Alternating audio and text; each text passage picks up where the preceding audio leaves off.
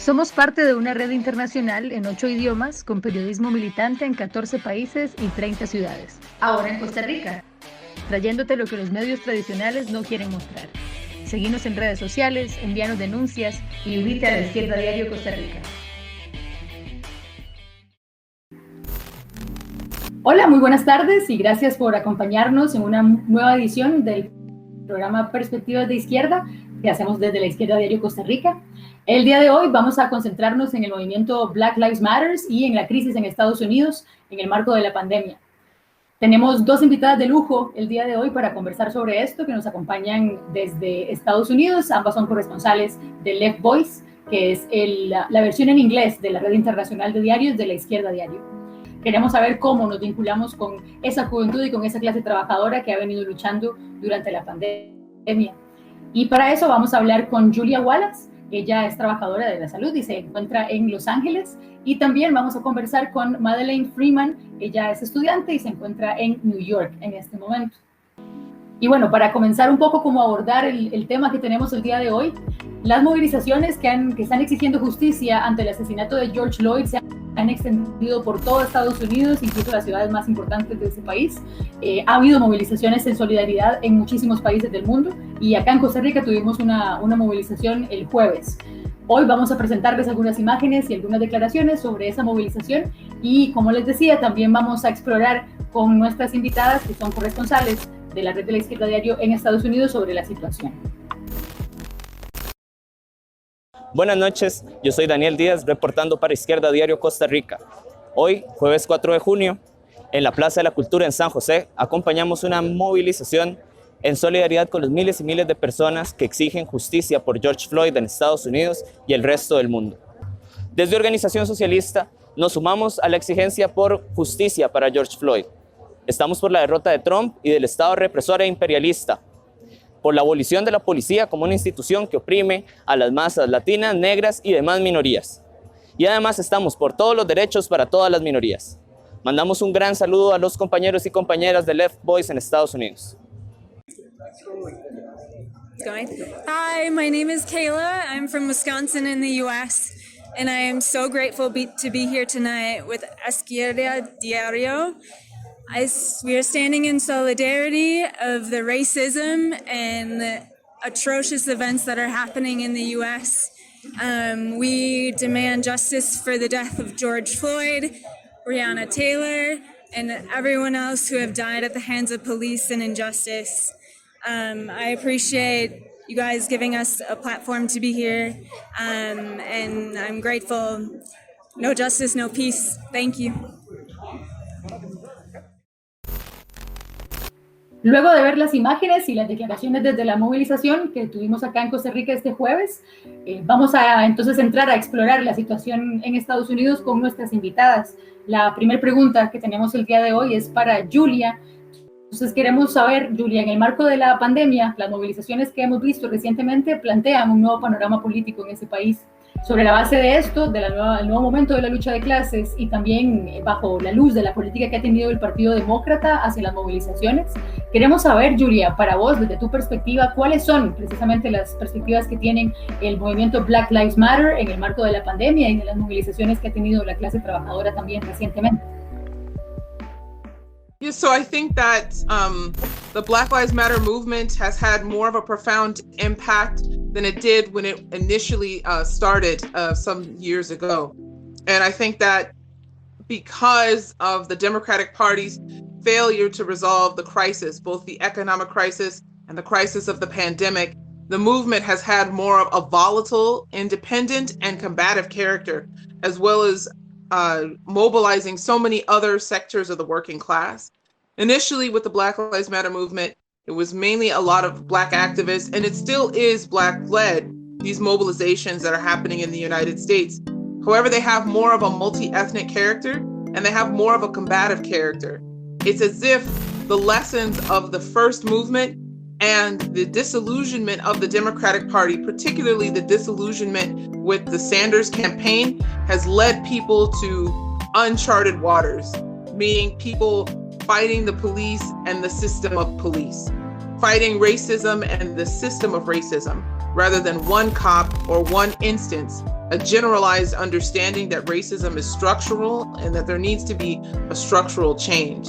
And so I think that the pandemic also has led people to realize that this government, the Democrats and Republicans alike, see the working class and precarious youth as expendable, see Black and brown people as expendable, that those people can, first of all, are dying in record numbers larger than their population, are working in precarious jobs larger than their population, and don't have protective equipment.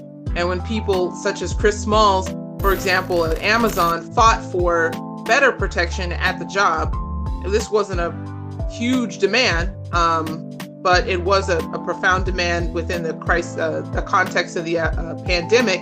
He was fired. So these kind of things are happening, and so this is in part why the structure or the movement is really combative and militant. It's because these other channels have not been able to resolve these issues that are facing a lot of people, particularly Black people, brown people, youth, and the working class in general. Y bueno, ahora queremos profundizar sobre la experiencia en New York. Para eso tenemos a Madi, que nos acompaña desde allá, en torno al surgimiento de una juventud que está haciendo sus primeras experiencias de lucha frente al gobierno de Trump. Y bueno, esta juventud que también ve con buenos ojos, como se ha publicado recientemente, el nombre del socialismo. ¿Cómo ha sido esta experiencia desde New York y cuáles son las perspectivas que vos ves? Yeah, I mean, just a couple of weeks ago, most of us were stuck at home, right? People going out just for work to get groceries, go for a walk occasionally, but we're stuck inside. And now just, and that was for 2 months during the quarantine. And now in just a little over a week, thousands of people are taking to the streets again, and people are coming out every night to fight against police brutality, to take up this struggle. And it's absolutely, incredible. I mean, like you said, for many young people in the United States, including me, like I've never seen anything like it in my lifetime. Lots of young people in the US who are out in the streets now were radicalized when Trump came to office. But even since then, the situation has changed so drastically. And the level of repression that's being seen from the cops at the direct order of the state, and the repression from the National Guard is something, it's a new experience for a lot of people, and seeing it again and again, night after night here in New York is just, it's absolutely, it's wild. It's really something else. But at the same time, I also haven't seen, the rage, the outpouring of rage and bravery from the protesters on the streets in these mobilizations as well. It's really, really incredible. And, the media portrays it mostly as like, we'll show you the pictures of the looting and, try to portray it as peaceful versus violent protesters. But we know that that's not the case at all, right? It's absolutely nothing compared to what the cops are doing. I mean, just in New York, last week, I saw cops pepper spraying young high school students from like a foot away. They're reaching into the crowd, beating people, arresting them left and right in hundreds. In just New York alone, in the last week, over 2,000 people have been arrested. And so, like you said, it's a new experience, a new moment of radicalization for many folks. But at the same time, despite that repression, I think that it is really super inspiring to be here in this moment. And I can't believe that me and others are living through it, because we're seeing, as Julia was explaining, a multiracial movement that's being led by young people of color that are at the vanguard, at the front lines, leading the movement in a direct confrontation with the state, a white supremacist state, right? And they're coming out each night in big numbers. And what's also really incredible about these mobilizations is that it seems like the majority of people, the population outside the mobilizations, are also on our side, right? Like every night as we march past, there are people out hanging out of their windows, banging pots and pans, cheering people, the marchers on, the protesters on. And every night as people are out there, also construction workers, transport workers are cheering, raising a fist or honking their horns, and it's absolutely incredible to see. But like you said, also it's a different moment, right? Because for the first time in a long time, a lot of young people, but a lot of the population in general, are more friendly to socialist ideas, much more so than even like 5 years ago. And a huge part, and that's reflected in a big part by the fact that a big number of the people in these demonstrations are people who had illusions in Bernie Sanders just a few months ago, who were part of that movement, and now, as Julia was saying before, are looking for a new political home, who are sort of, after Sanders stopped his campaign and went all in for Joe Biden, who's a racist, segregationist, what does that say to the people in this movement who are looking for something else and another alternative? So I wouldn't say that like socialist ideas or socialism itself is sort of like the predominant sentiment in the protest by any means, but I think it's still centered very much on demands for justice, which we're also we should and are taking up, but it's also mixed with demands for reform of the police or more limited demands. But at the same time, each night that people are coming out in these protests, that's a new confrontation with the police that's showing, as you said, a new generation that this system is rotten and it's racist to its core. And like Julia was saying before, neither the Democrats nor Trump nor the Republicans are posing any solution to it, especially not the Democratic Party. I think that I don't want to be overly optimistic because we have to see where it develops, but it's really incredible what we've seen so far.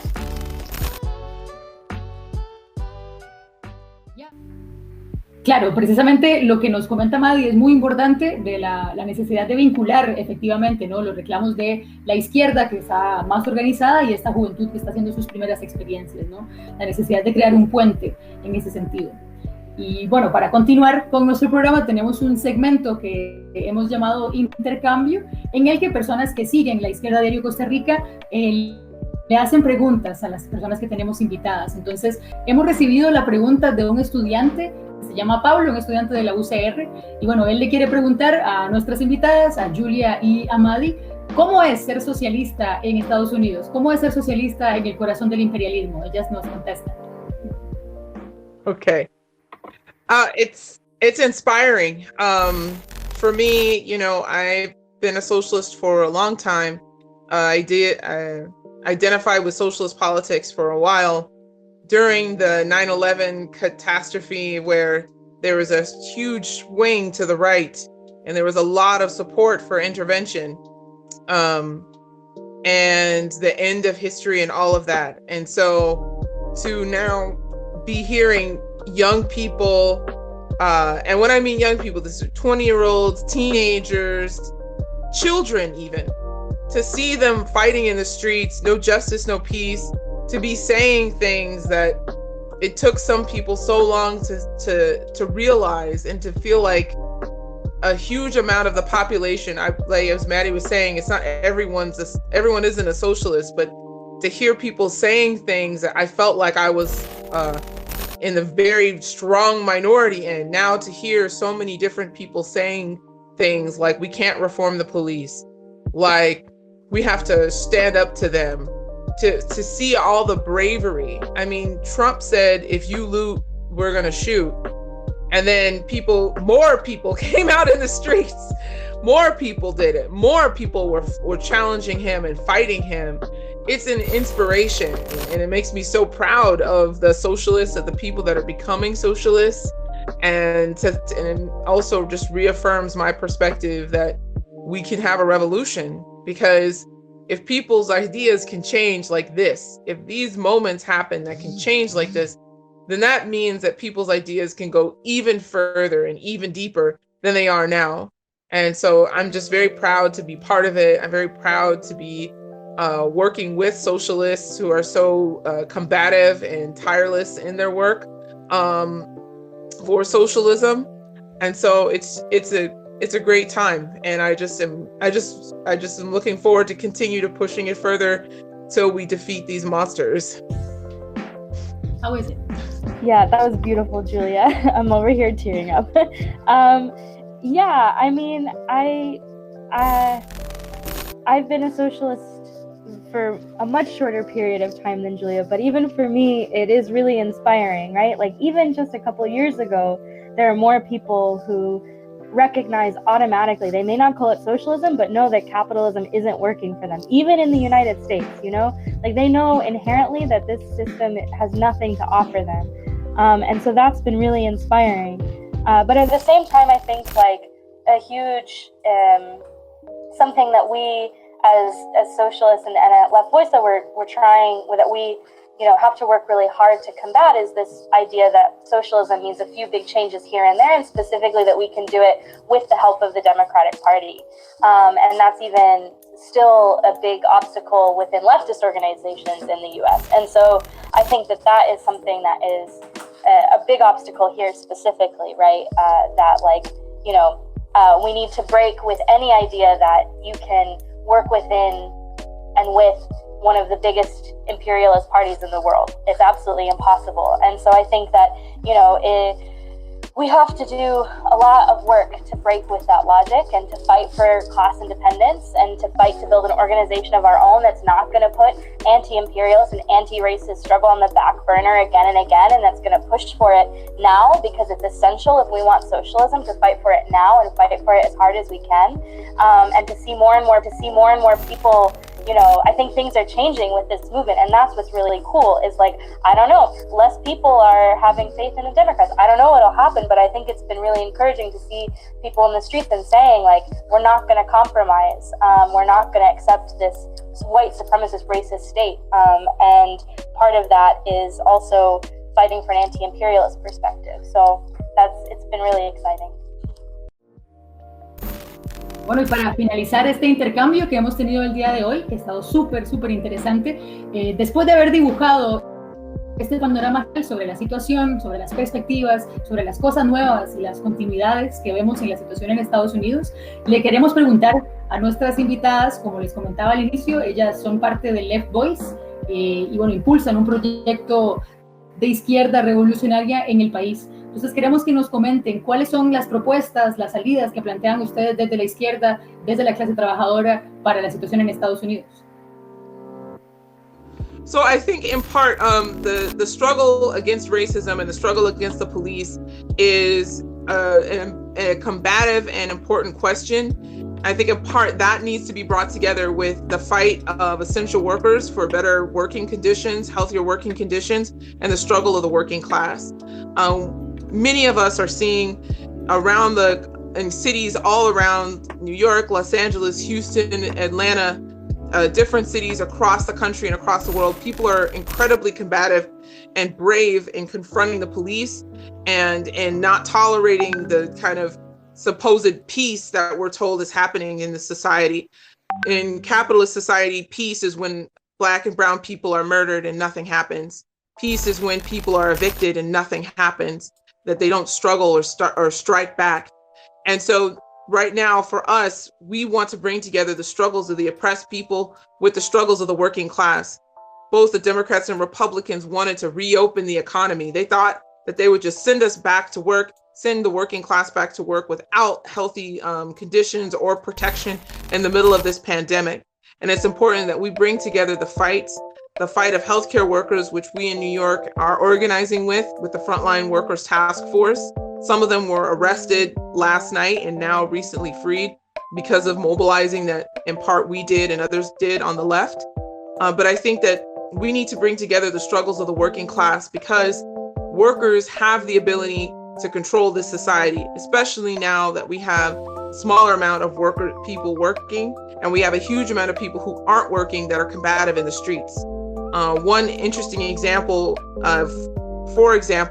is also there was a bus driver who was supposed to be transporting police to beat up protesters, and the bus driver got off the bus and he refused to transport the police.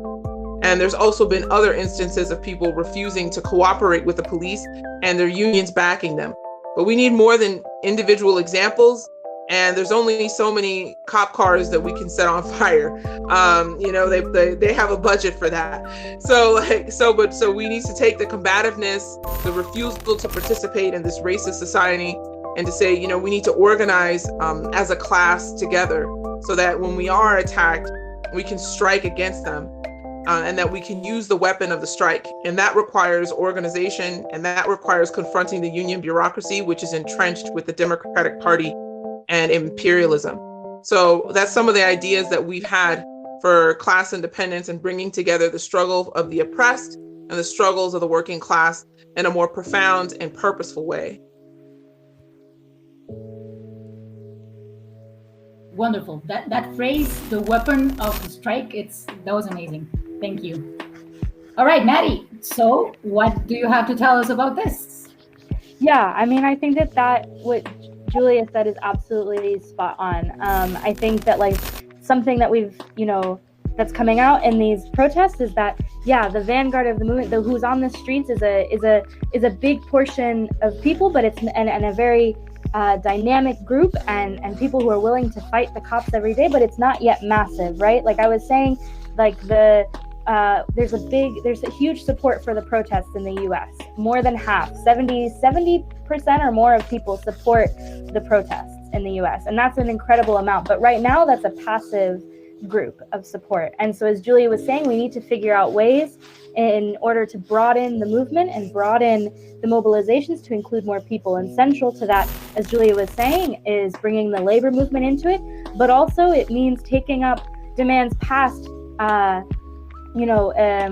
taking up demands that will target also the other killer cops who have also murdered Black people for, not just this instance, but before, calling for justice for those lives, right? Because in a week of mobilizations amidst really intense repression, but in weeks of these protests, all 4 cops who were responsible for George Floyd's death were arrested, right? And so now there are more, and the movement, people are already calling for to go after those cops as well, to get justice for Breonna Taylor's killers, for the killers of Sean Reed, Tony McDade, and others, right? And so I think that that's part of the struggle as well. And those demands are already coming up in the movement. And so as Left Voice, it's important, I think, to take up those demands, but also with the perspective not just of stopping short at arresting cops, but moving towards a perspective of prison abolition as well, right? Because other people on the left will call for reform, will call to just defund the police or slash their budgets.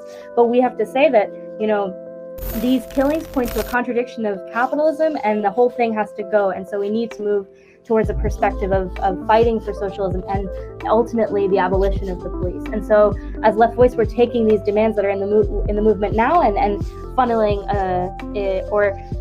and giving them a socialist perspective towards abolition. And so, but in order to fight for those sorts of perspectives, we think it's also important that in these movements, there are structures in place by which to discuss the next steps in the movement, right? Like right now, they're super spontaneous. They're taken up by community organizations, a really combative vanguard, but we think it's important that there are spaces where these leaders can discuss next steps and can argue democratically for them, because if not, there's going to be space for the movement to be co-opted, especially by organizations linked to the Democratic Party or Democratic politicians themselves who have absolutely no answers for the movement and only want to repress it, right? And so then that also goes back to what Julia was saying about class independence. And this is something that as Left Voice, we're pushing for really hard on all fronts, is to say, you can't work with the Democratic Party. We need a complete break. And so that means denouncing at every turn what the Republicans do, what Trump does, and what the Democrats do, and saying we can't work with that party any longer. And if there's no excuse on the left in any organizations, including the DSA, the Democratic Socialists of America, the biggest socialist organization in the US, to run on the Democratic Party line, because they've shown that they don't care about Black lives, and we need to fight against it at every point. And that's the baseline. And so from there, we fight for a perspective of having our own organization, an organization of the working class and of all oppressed groups that will fight for these demands of the movement and push it forward and not let it lose steam by being engulfed in the Democratic Party machine. Claro, bueno, con el llamado a la independencia de la clase trabajadora y de esta juventud que está resurgiendo como una juventud que lucha y que enfrenta al racismo institucional y también al gobierno de Trump, es muy, muy importante y muy valioso el intercambio que hemos tenido el día de hoy con Julia y con Madi, y que, bueno, nos dejan este mensaje que desde acá, desde Costa Rica, es también tan valioso y tan de peso, ¿no? Entonces, bueno, agradecer a todas las personas que nos han acompañado el día de hoy, también a las compañeras que nos acompañan desde Estados Unidos, invitarles a que sigan más a las redes sociales y al diario, La Izquierda Diario Costa Rica, y también todo el resto de producciones que tenemos en nuestra red internacional, ahora que ha lanzado su versión multimedia. Bueno, visiten la página laizquierdadiario.cr y bueno, estamos en contacto para muchísimas más transmisiones en el futuro.